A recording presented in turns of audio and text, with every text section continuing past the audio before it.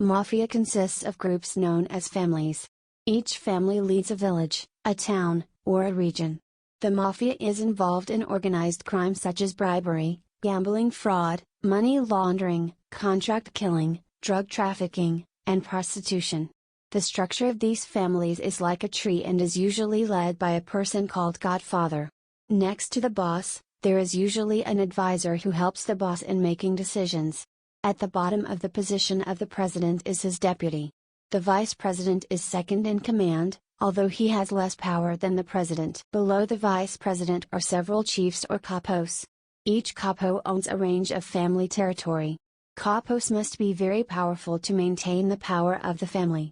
Each capo leads a large number of soldiers to carry out various operations. After the capo may be sergeants, who are in charge of 13 soldiers. Finally, soldiers have the lowest position in the family and usually do criminal and dangerous work for the family, such as murder of targeted people, extortion and theft. The first criminal organization that had an effective social and political role that made it the size of the mafia, started its work in Sicily. Therefore, the Sicilian mafia can be seen as a model of criminal organizations that have formed around the world. Each of them later found their own characteristics. The Sicilian aristocracy, with the complicity of weak and ineffective political institutions, used criminals to manage their conflicts. The Sicilian landowners were the most successful criminals who operated in their region. They called him adopted father and introduced him to political power holders. In this way, the criminals became one with the political system. Although it is not possible to put a finger on the exact beginning of the Sicilian mafia, we know that when Sicily was under the rule of Spain, organized crime in this region had the political power and social power that define the mafia. The mafia did not appear suddenly with the unification of Italy in 1861. On the contrary, the mafia has always been a part of Sicilian history.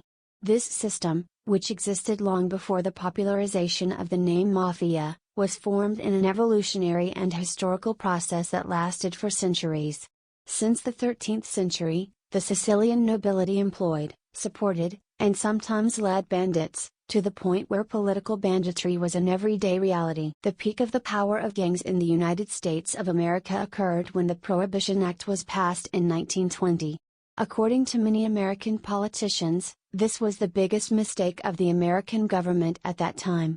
The criminals who were counting the minutes for the approval of this law at that time and after the approval of this law quickly took action, and considering the extent of the borders of the United States, smuggling and illegal transportation of alcoholic beverages from Canada and other neighboring countries of the United States, mudahita began in a large and uncontrollable way.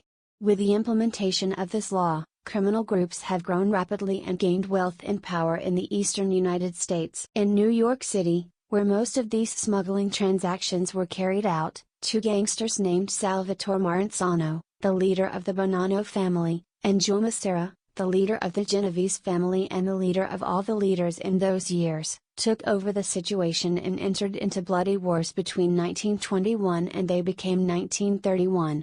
The biggest of these wars, which was called the Battle of Castelmere, caused the death and disappearance of more than 200 people in New York and New Jersey. The large-scale fall of the mafia leaders that happened in the bloody Battle of Castelmere in the mafia families paved the way for the biggest mafia man to take power up to that time. A man named Charles Luciano, nicknamed Lucky. Luciano entered the Battle of Castelmere with the support of Dan Salvatore, and Maranzano was able to remove Massera from power with the help of Luciano. The bloody War of Castelmere ended with the victory of Maranzano in 1931, and Maranzano was elected as the leader of all leaders in a meeting.